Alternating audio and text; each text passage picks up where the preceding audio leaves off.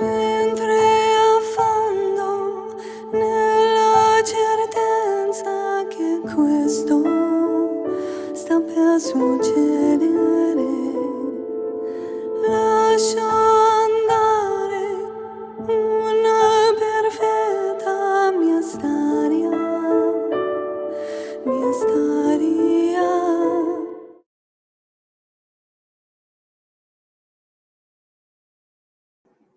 Hello, ladies and gentlemen. Welcome to another interview from our wonderful interview series for Classical Crossover magazine. And today I am interviewing the wonderful Jolanda Nel from the group Klassika.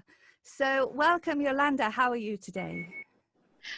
Hi, Natasha. I'm doing really well. How are you? Yeah, I'm good. We just recently had a power outage in the UK, so I've managed to get my Wi-Fi working. I'm glad. And the weather temperature has come down. We've been having 29, 30 degrees, and us Brits are really not used to that. So, so although the electrical storms are here, the cooler weather is actually much nicer and more temperate. How is it over there in Florida?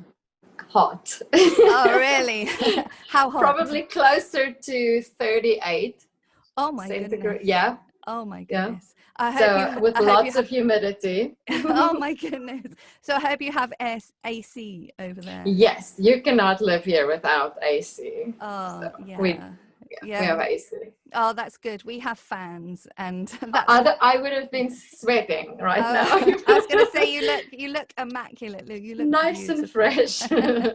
So how is it over there in Florida with all of the pandemic at the moment? Is it easing up a little bit, or how? It's slowly but surely easing up. More things are opening up. We actually just this past weekend we performed at a wedding.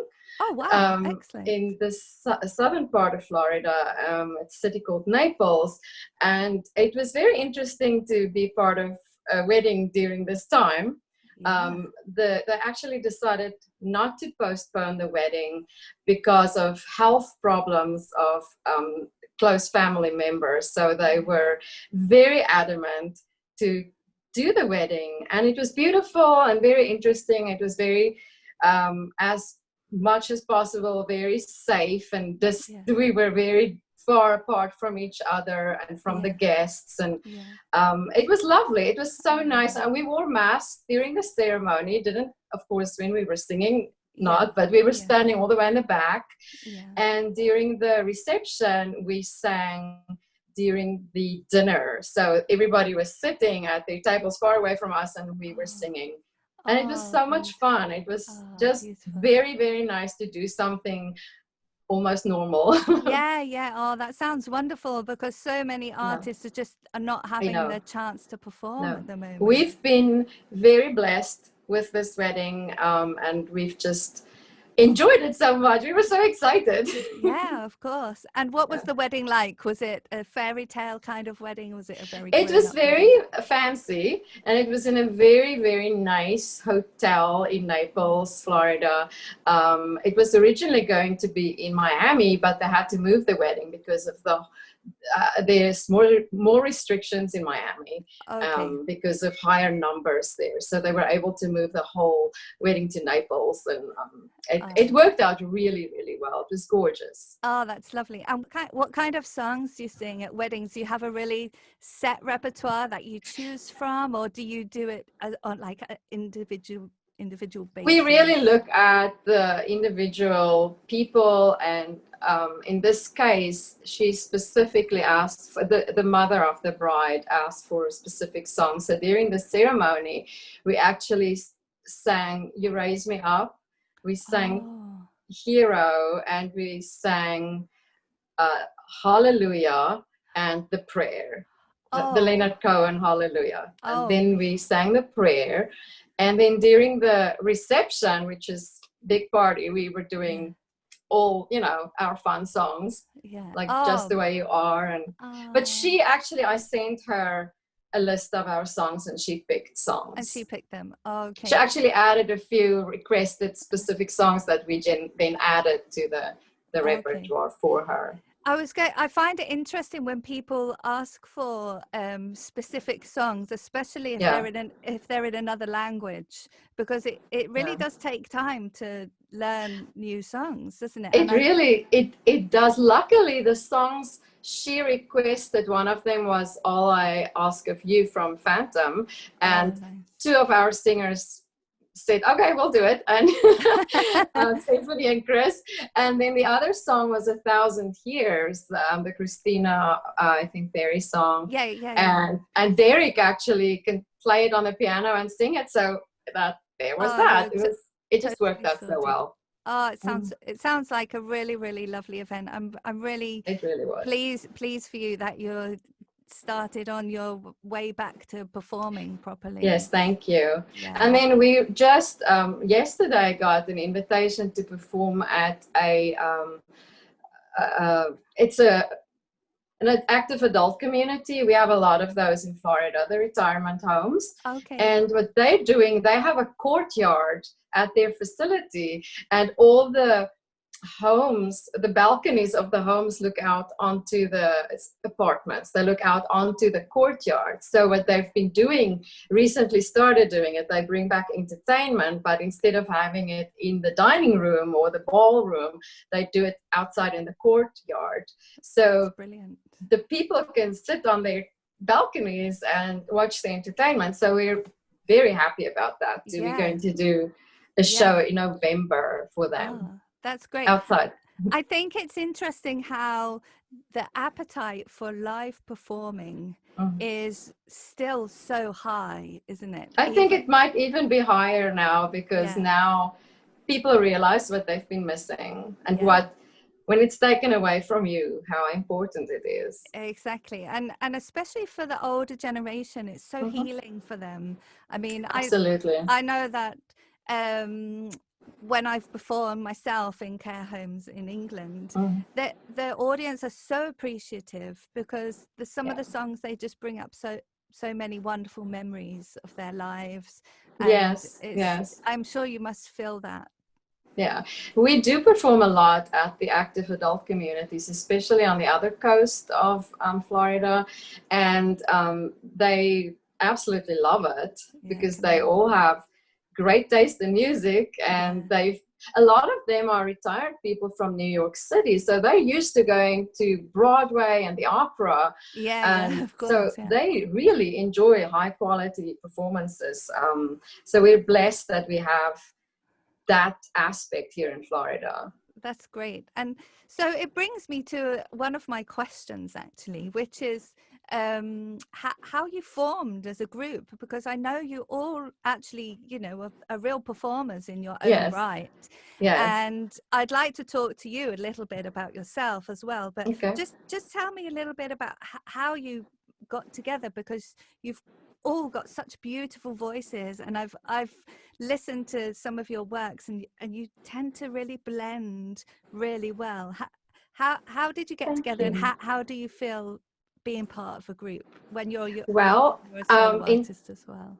In 2012, I actually was not I didn't try to form a group. I actually wanted to put on a concert to raise funds to do something bigger. I wanted to put on a musical theater production. And I thought, this would be fun if we can do like a classical crossover concert. And I actually auditioned singers for that. Oh, okay. And we've had some changes since then, but Chris, who's also in Klassika, he's been with me since the very beginning. Yeah. And so a few years ago, Derek joined us, and also Stephanie, and it's a very, very good combination.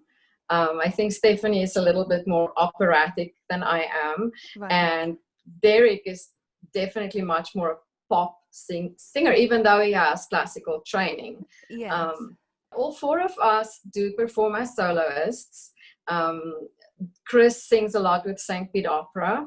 Here, St. Pete is just our neighbor, Tampa's neighbor. Yeah. And Stephanie does a lot for Opera Tampa, and Derek teaches voice and teaches piano, and he performs as a more of a pop singer.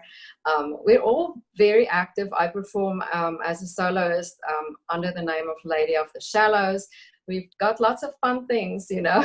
Yeah, But exactly. being in a group is very special, I was wondering, yeah, especially we I was all going to get ask you about along. that. Yeah, we get along so well. And I think as a solo artist, when you join a group, what's so nice about singing in a group, it takes a lot of pressure off of you. It's like, okay, we're sharing this burden.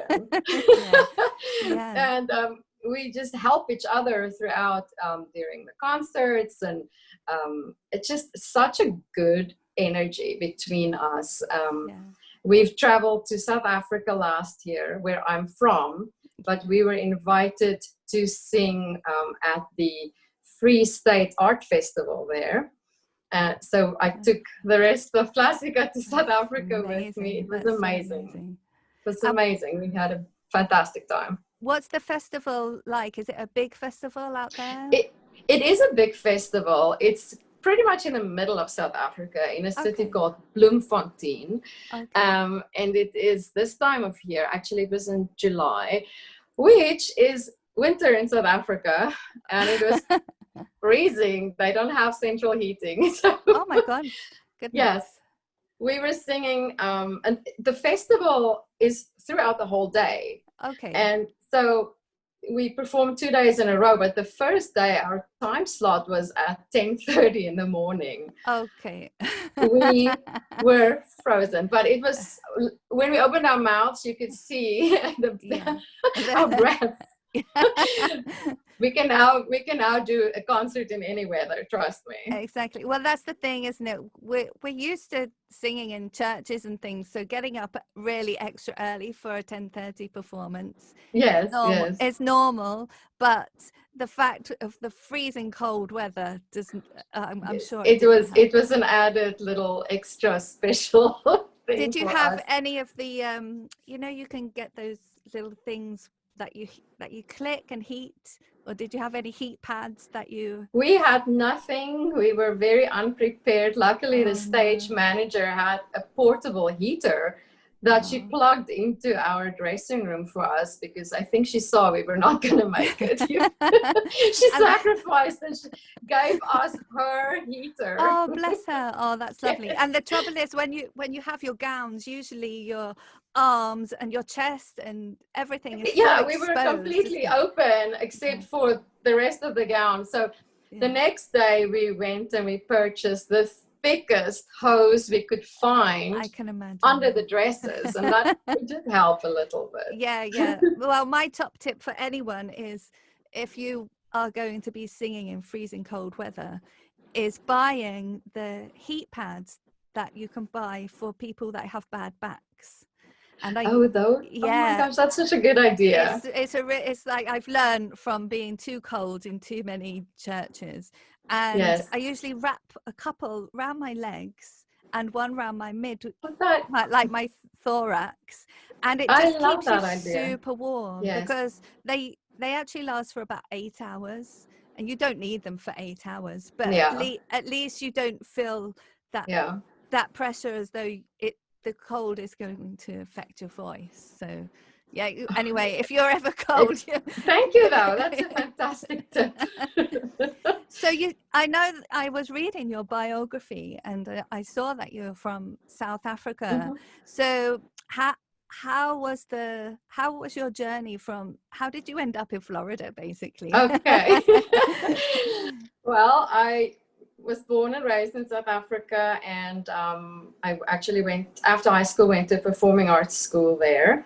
And then I met my husband, and he always, even in the very beginning when I just met him, he always wanted to come to America. He wanted to further his studies here. Okay. So it was always part of his plan. And we then moved to England for a year. Oh, lovely. What part? Yes. I lived in Shrewsbury. Okay. Very English. And I also lived in Blackheath, London. Okay.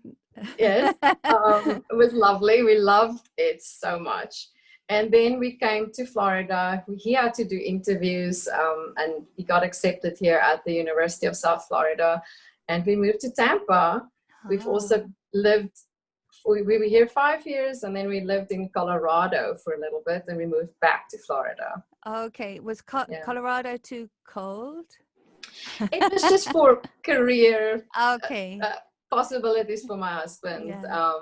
Okay. Colorado was lovely too. Yeah, it's actually one place that I'd really like to go is Colorado, because they It's have beautiful. beautiful mountains and trees. And yes, I think one day I'd like to go like on a horseback riding holiday there. It just looks so amazing. it is beautiful. So Totally different than Florida. I was going to say, because are you near the beach where you are? Or? Yes, we're about 30 minutes from the closest beach here, Clearwater Beach. Oh, I'm so jealous. I'm not talking to you anymore. Right, bye. See you.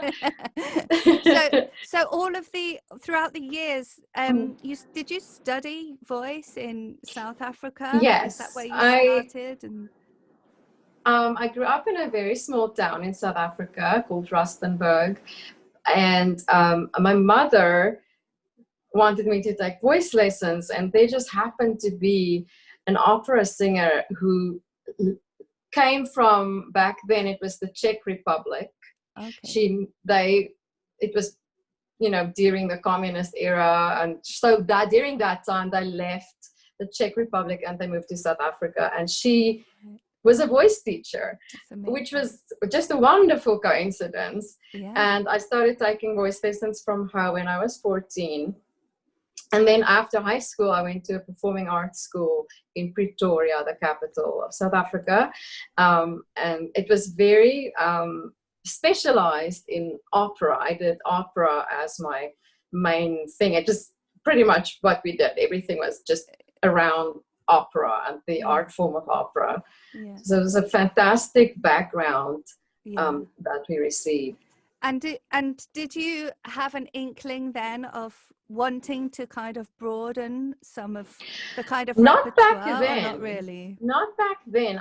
I think I've always loved Sarah Brightman, but I didn't really think that that's something that I could do.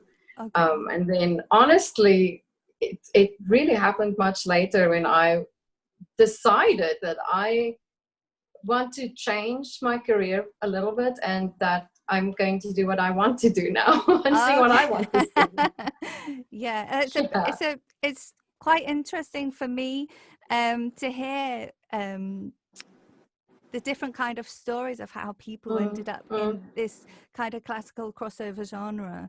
And I find that with opera, it can be not restrictive in that term, but you fill a role, don't you? Yes, and it's also specific.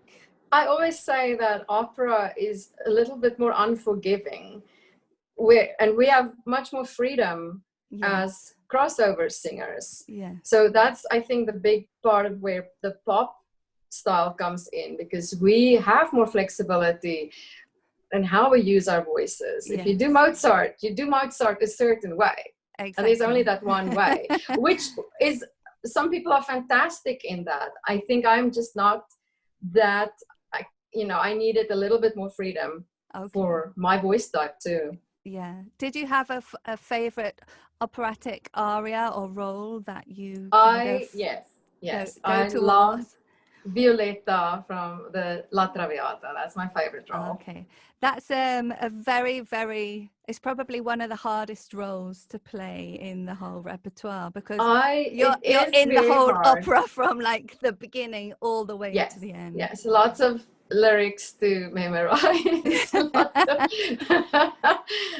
I think that was the hardest part for me when I learned that role. Amazing. Oh my gosh, so hard. Yeah, I was going to say, Violetta, and she's such a complex character, really. I think. Yes. And I find, because I didn't start out wanting to be a singer, I actually wanted to be an actor.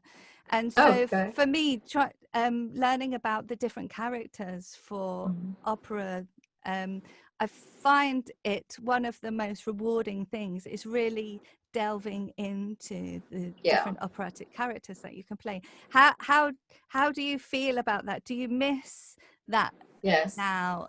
I Because do. it's a little bit different, isn't it, when you're singing just songs rather than I playing definitely parts? miss the drama of Yeah, opera. I miss it. yeah, I miss the the scale of it. I miss the big stage and the big symphony and that feeling on a stage when you're part of a big ensemble, yeah. or whether you're just in the chorus or what. It's just there is nothing like that, really. Yeah, no, nothing compares. No. But it's a different thing, isn't it? Especially must be now, when now you've got your group together, you still can have that camaraderie with Oh other yes, with other yes. singers, which you don't get when you're just on stage on your own singing a No. whole set. No, no. That is really the most wonderful part of being in a group, and I am very happy that it worked out that way, that I decided randomly kind of to form a group. Yeah. And that it just evolved. It evolved into this wonderful thing, this beautiful thing that Yeah. I've met the most beautiful people, and my group is just the best people. It's well, I've been reading the biography of your contemporaries, and you've all got amazing voices and amazing backgrounds. And Yeah. what I wanted to know is what your plans were. Do you have like a vision for Klassika? Are you working on a certain project at the moment, or do you have? Well, a lot of our projects were halted because of COVID. I think hopefully things will be normal again soon. We were going to perform at a convention where the people who, I can't think of the right terminology, but the people who book for the regional theaters, Okay. where they come, we were going to perform at those. And that all got cancelled, of course. That would have opened a lot of doors. I'm pretty sure we will be able to maybe do it next year. We were going to be in a big festival in Orlando that was again cancelled this year. But we definitely, that festival happens every year, so we will definitely be part of it again next year. I think so. And I think the inklings in the news now, we're hearing of vaccines being produced in different places, so we're all fingers crossed that I'm absolutely convinced. You just have to be patient. It's just the hardest thing to just take a breath and just be fine, just accept it and let it do its thing, and the smart people will figure out the vaccine and all of that. I think one of my dreams for Klassika is actually to go to England, because the crossover genre is much more popular in England than in America. People don't even really know what crossover is. When I say, oh, it's like Josh Groban or Andrea Bocelli, they'll say, oh yes. But the term crossover, really, they don't understand it.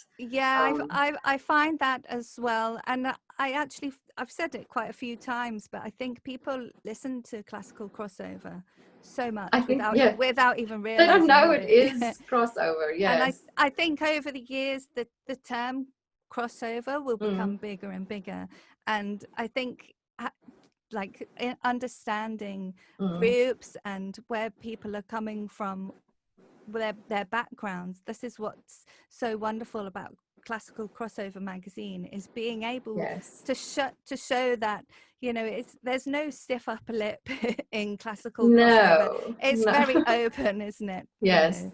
It's wide open, and it's a genre which I feel is very inclusive of everyone's kind of musical style. Absolutely. And I do. I Go do ahead. want to say that I want to thank Classical Crossover Magazine, because what you guys are doing for the genre is really very, very nice. And it is great that you're doing this and giving us this opportunity. Oh, So well, thank you. thank you for coming on, because you know it's I I think what it is it's making. I mean, I've only done a few of these interviews now, and as an artist, I find it so amazing how everyone has a completely different story, Yes. how everyone has a completely different background, how they've ended up in this kind of classical crossover genre, but there's this real feeling of camaraderie, and there's no competition, because we all have our No. individual kind of qualities that we bring to the genre. If you could sum up classical crossover in a sentence, how would you describe it to somebody? Okay, classical crossover to me is definitely a fusion between pop music and the classical genre. It really depends on. So that was my sentence. Okay. Now I just want to say something Okay, else. that's okay. I Now think you it can really add depends. the subtext. This is my add-on. I think it depends on the individual artist, whether they use more pop or more classical in their style, or I think what we do as Klassika, I think we're a good combination because of the 4 different voices. Yeah. But then we take pop songs and we make them sound a little bit more classical. We don't really take classical songs and make them into pop songs. We do it that way around. But what I'm trying to say is there are different ways of approaching this. I was going to ask. This was one of my questions, actually. How do you think the big difference between approaching, say like an aria, to approaching a pop song? Do you think there's a big difference in how you approach it vocally and how you prepare it? Yeah, I think for Klassika, because we take pop songs and then we have our orchestration done, and then we add our harmonies and our vocal arrangements to that. A lot of times pop songs are written for mezzos, or lower voices for females. And since we're singing with males, it's hard to adjust so that it works for everybody.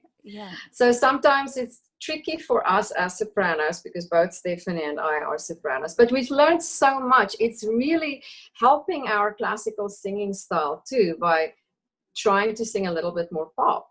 It really, people have this sense that it would be a negative thing, but I really, in my experience, it's been a very positive thing to change up the style a little bit. And as a group, the biggest challenge is the vocal arrangements, the harmonies, because we try to show off every voice's strong points. Yeah, because the soprano it has its own tessitura, doesn't it? Yeah, exactly. And if you're trying to sing it in a key that's like 3 lower than what you are normally used to, it's very difficult to show off your vocal ability, and it can be distracting, It definitely. So Chris Romeo, who's the my friend since the beginning of Klassika, he does the vocal arrangements, most of them. Awesome. And then usually it evolves a little, he gives us the basics and then it evolves. And Chris really knows our voices so well. So he writes it really with each voice in mind. And then it really just grows from there. That's like the foundation, and then we sing it, and it just becomes a very unique work in the end. Yeah, and I expect that as you're rehearsing, you find that you have your own ways of really expressing the meaning of these songs, and they can take on a new life of their own to how they were originally. Definitely. Yeah. And do you have a plan to put an album together of your We actually current have a work? CD that when we went to South Africa, we had the CD produced. So we do have a CD and it's available on iTunes and it's called Klassika.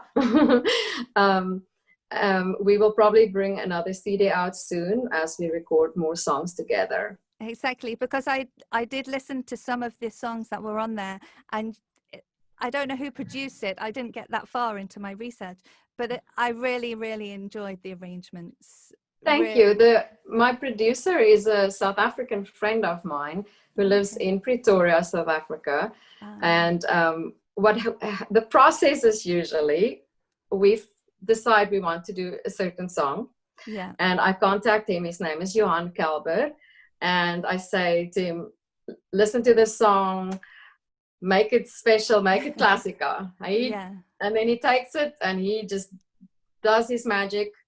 He Yeah. sends me back the arrangement, and then we take it from there and we do the vocal arrangements. Amazing. So do you have a vocal recording studio at home where you can record vocals Actually, yourself, we have this recording studio in Clearwater, which is right next to Tampa, that we've Okay. been using for the last few years, where we Oh, go perfect. record.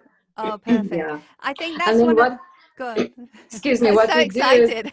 I know, me too. But we record the vocals, and the sound technician there at the recording studio then just sends it all to my guy in South Africa, and he does the editing and the master and all of that, and he Yeah. puts it together. That's one of the things I think in our modern way of working Yes. now. It's just so amazing that we No, can it work truly this way. is. You It's know, amazing. I mean, look, we can talk to each other right now, and you're in England and I'm in Florida. exactly, and it's just great, isn't it, that Yes, we're able to connect worldwide now, and that yes. wasn't always available. I think I know. the new way of marketing our work is so much more fun. I don't know about you, but you've probably got fans in places that you don't even know Yeah. that you've got fans, Yes. probably worldwide.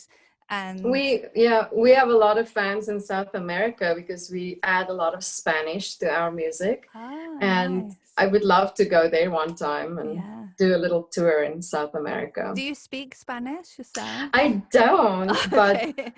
Derek, who sings with us, he speaks some Spanish, and Ah, his background is he does, like, his mother speaks Spanish, and everybody on his ah, family side speaks Spanish, and Chris too. Chris's mother speaks Spanish, and his grandmother. So oh, we have all perfect. the help we need when it Yeah. comes to the correct pronunciation and Yeah, that fun I hear stuff. in Brazil that classical crossover genre is really popular, and Yes, I know there's quite a few artists that are doing really well because Latin America has this.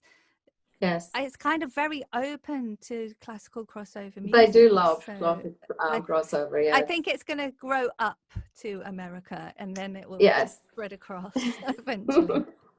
Yeah, So I it's hope been so. so much fun talking to you, Yolanda, that I actually Thank you, have Natasha. some very fun questions to ask Okay. as well.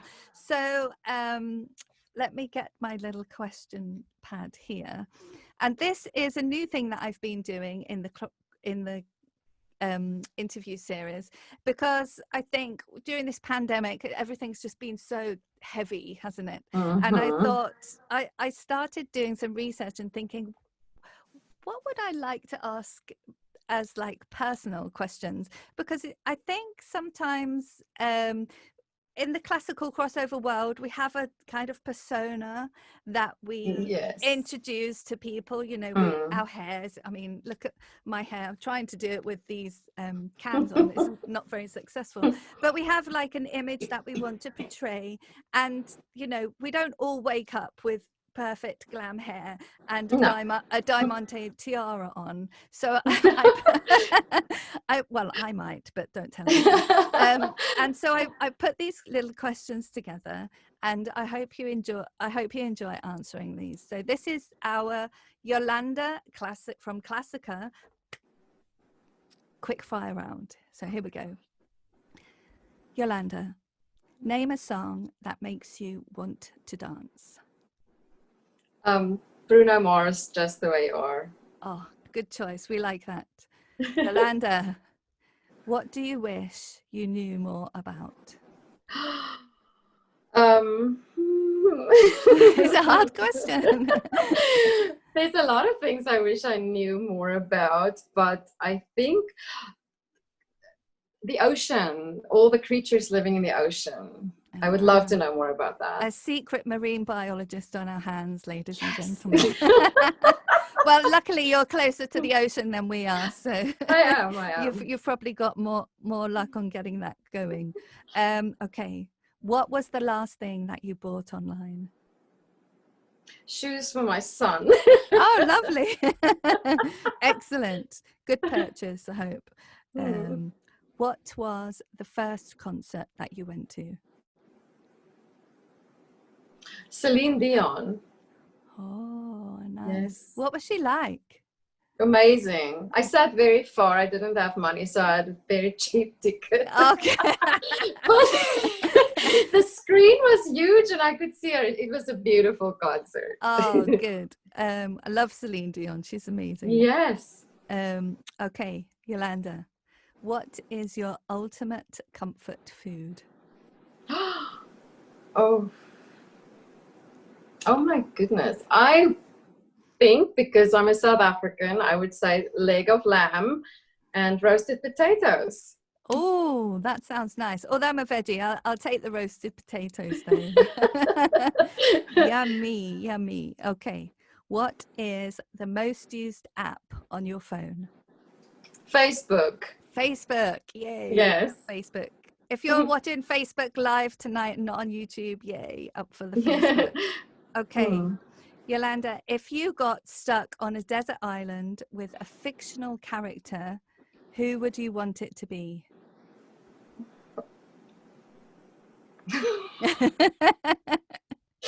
Well, my husband will kill me, but Thor. Okay, yeah. Well, I wouldn't mind being on the island with Thor as well. It's a good choice.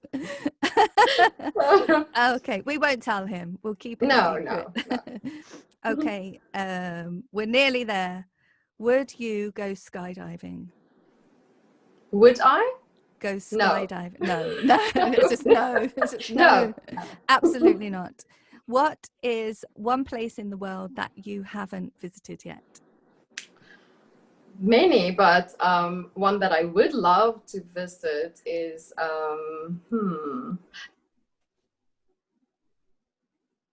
Germany. I would love to visit the castles in Germany. Ah, nice. I like that idea. I haven't thought of that, but I would like to do that. So I have not been to Germany yet. We might have to do that together, actually. We can go together and we can sing. Yeah, exactly. In a castle. In a princess gown with a tiara. Absolutely. Okay, last two. These are a bit more difficult. What do you think is one of your worst traits? Impatience. I'm with you. I can't wait. I want things done yesterday. Now. Yeah. Okay. And what do you think is one of your best traits? I think I'm good with people. People tell me things, they share things with me. I thought you said people tell me things they shouldn't. Maybe they shouldn't. I don't mind. They just tell me things. So I think I enjoy interacting with people. Yeah, which leads me to my final question. Okay. Which actually leads really well into my final question, which would be, what do you enjoy most about being a singer? I do enjoy putting together a show, because in Klassika, that is what I do. I put all the costumes together, and I love putting together the picture, the final picture. That is what I love, and I love interacting with the audience. Yeah. I do love that part, actually. Probably a little bit more than I enjoy the singing. Oh, really? Yeah. Well, I think as producer, because you're producing your show, the art direction that goes behind it is just as important as the performance itself. Yes, and I really, really enjoy that process a lot. Yeah. That gives me a lot of joy. The singing sometimes gives me a lot of angst, but you know. Yeah, well, it's a job at the end of the day, isn't it? Exactly. You know? And I'm nervous before I sing, but I'm Yeah. not nervous buying a dress to wear. I enjoy that. Yeah, I think for me, I agree. My favorite part about performing is buying the dress beforehand. Yeah. Up until afterwards, I find it quite stressful. I don't think it always comes across because, you know, as performers, we don't let it show. But I think it's also a sign that we really, really care, because it is our job and we want to please people. And also I feel that so much of a performance is what it looks like. Yeah. And it's so important for the audience to know that you've put in everything, not just singing wise, but also appearance wise. I always look at the audience and they're so well dressed and they took time out of their day and their schedule and they paid money. So I better look like $1 million. Exactly. And I'm sure they love every minute while you're all on stage together. We love being there, and so it's just fun, and it's a labor of love for me. Of course. Yeah. Well, Jolanda, thank you so much for joining us today on the Classical Crossover interview series. It's been an absolute privilege and an honor to talk with you. You're such a lovely, lovely person.